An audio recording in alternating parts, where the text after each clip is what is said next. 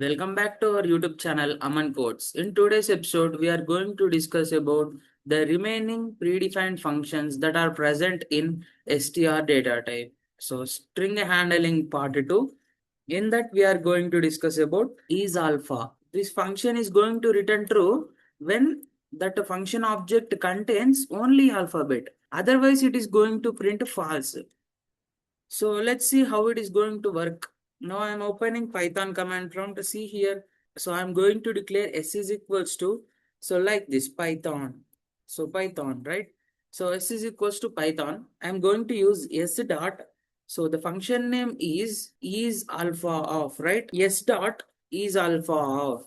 So if I try to execute this s dot is alpha of, we are going to get output as true. See here, we got output as true. Why? In the sense, this yes object contains purely alphabets that can be either uppercase or lowercase.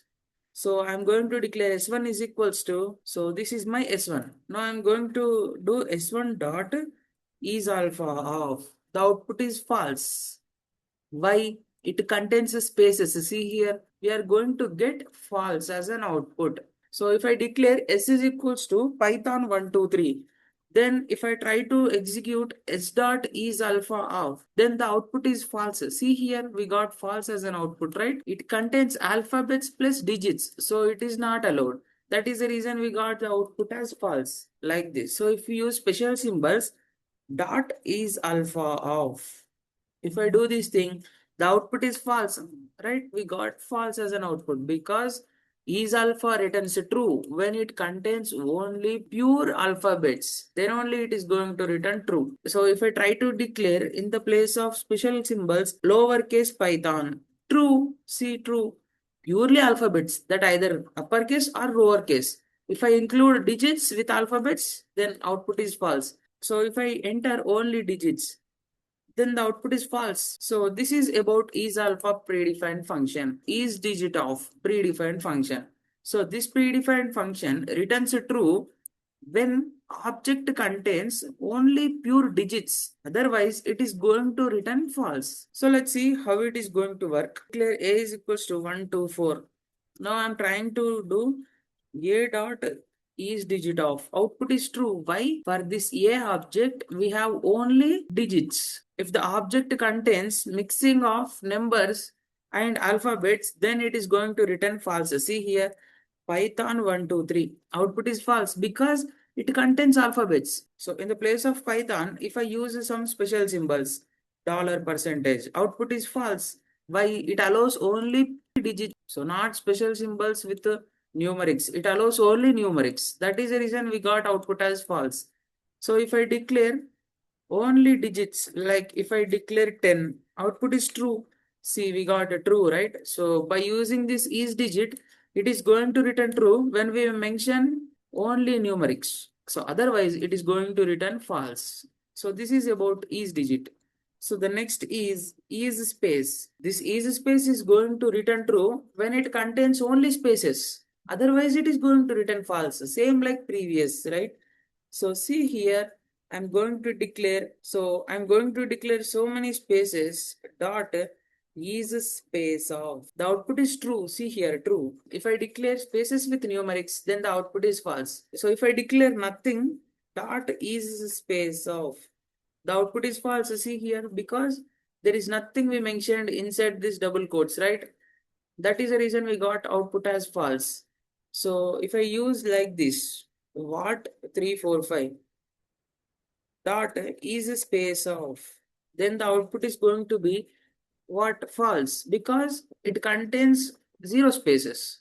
See, zero spaces, that is a reason false. So if we declare some spaces, then it is also going to return the output as false. See here, false. So is space is going to return true when it contains only spaces, not the combination of alphabets, numerics, and all things. Otherwise, it is going to return false, right? So this is about is space of. Now, the next predefined function is ALNUM of. So see here. So this is ALNUM is going to return true. It contains purely alphabets and purely numerics. Otherwise, it is going to return false. See here, I'm going to declare like this. So purely numbers I'm going to declare. Dot is ALNUM off. The output is true. So in the place of digits, I'm going to declare alphabets. See here, output is true. So if I declare both alphabets and numerics, then also the output is true. If I declare alphabets, numerics, plus some spaces, output is false. Plus some symbols like this, special symbols, output is false. So if I declare here uppercase alphabets or lowercase alphabets, it is going to return true. See here, we got the output as true, right? So by using is ALNUM, PVM is going to return true when it contains purely alphabets and numerics. Otherwise, it is going to return false. So this is about is ALNUM. Now the next predefined function is upper of. So this is upper of is very easy to understand. So I declared here Python, right? Dot is upper of. So this is upper of predefined function is going to return true when it contains only uppercase letters.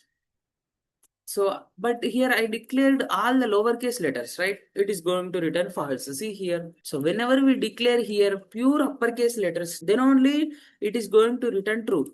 See here, if I declare only one uppercase letter, then also it is going to return false. See, false, right? So when I declare here, so pure uppercase alphabets like this, Python, then the output is true. See here, true, right? So same like if I declare here pure alphabets of uppercase with the digits, output is true. So if I declare here n as lowercase, the output is false. So if I declare only digits like this, so if we use only digits, the output is going to be false. So if we use digits come alphabets of uppercase, then this is upper of going to return true. See here, true. So this is upper of function is going to return true when we mention purely uppercase letters. Otherwise, it is going to return false. So this is main use of is upper of. So the next predefined function is lower of. So this is lower of is going to return true when it contains purely lowercase letters like this. So if I declare Python dot is lower of, then the output is true because it contains purely lowercase, right? So if I declare here Python 1, 2, 3, then it is going to print true. See here. So combination of lowercase letters along numerics are allowed, but only numerics are not allowed. See here. If I declare only numerics, false. So if I declare single uppercase and remaining all lowercase, then it is not going to be allowed. See, false as an output, right? So it allows only when it contains purely lowercase letters. Otherwise, it is going to return false. So this is all about is lower of predefined function. So the next predefined function is split off or split off delimiter. First of all, let's see what is the split off. So this split off is going to divide sentence into words by using some delimiter. Delimiter is known as separation symbol. So by using this delimiter, we are going to separate a sentence. Delimiter can be any type of special symbols. So let's see how this split off function is going to be used in this Python programming language. So by default, delimiter is specified as a space. So by default, delimiter is a space. So I declared S1 is equals to Python is an OOP language. So I'm going to use a split off function. So I'm taking a new variable called A is equals to S dot split off. Wherever we got spaces in this S1 sentence, at that time, it is going to divide that word. So here we have space. Then it is going to divide Python as single word. And here we have space. Is an another. Next an, next OOP, next lang. So it is going to split all the sentence into words and it is going to kept that words in list. So if I try to print type of A, that is a list type. So first of all, we are going to execute this A is equals to S1 dot split off and I'm trying to print like this. A comma type of A I'm going to see. in order to know what's type of A. So in order to know this type of A, I'm going to use type of A. See here, I'm executing. See, that word is going to split and kept into list. So this square brackets is going to represent as a list, right? And which comes under class list, right? So this split of function is going to split the statements. So default delimiter is going to be spaces. That is the reason wherever we got these spaces, that words is going to be splitted, right? So see here, I'm going to use the same sentence S1. See, S1 dot split off, I'm going to use here delimiter. So I'm going to use here comma. See, let's see what is going to be happen. So there is no comma available in this sentence. That is the reason there is no split is going to be done. But it is going to store this value into a list. See here, it is a list type, right? So this square brackets specifies that it is a list, right? So if I declare S1 is equals to, and I'm trying to execute like this, S1 dot split off. So here I'm going to declare our delimiter called this hyphen. So I'm going to store in a variable called S. So see here, I'm going to execute the statement. So if I try to print S comma type of S in S1, wherever we got this hyphen as a symbol, there this S1 is going to be split. So the splitted data is going to be kept in S. So this S is a list type. See here, I'm going to print S and its type. See here, it is going to come class list. See, we got the output as class list, right? And the value of S is 4/8/2026, which is represented in square brackets. This square brackets refers to an list. So split is going to be an important thing when we are handling with strings.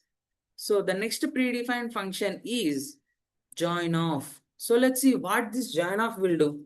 So this join off is going to join the splitted sentences by using delimiter. So default delimiter is a space. So see here, this is my queue. Queue is a list type. It contains 4/8/2026. I'm going to join that queue with a delimiter called hyphen. See here, I'm going to use like this. Here, so in this double quotes, I'm going to declare hyphen dot join off. So inside this join off, I want to declare Q. Then it is going to combine each element with this symbol. Then it is going to look like this date, right? So here I didn't mention any type of symbol. Without spaces, the element has been combined, right? So if I use here space, then the output is like this. With the spaces, the elements is going to be joined. So if I declare A is this, right? So A is a list which contains this type of elements like Python, is, and these are different elements, right? So if I use dot join of A, then the output is going to be C. Elements are joined without spaces. So if I use here space, then the output is like this with the spaces. So if I use a special symbol dollar in the place of space, it is going to join with this dollar symbol. So by using join, we are going to join the elements of list. So this is all about join predefined function in string handling. That's all for today's episode. In this episode, we are discussed this all predefined functions, which is important when we are going to work with the strings. So that's all for today's episode. I hope you all understand. Don't forget to like, share, subscribe to Aman Codes. Thank you so much for watching.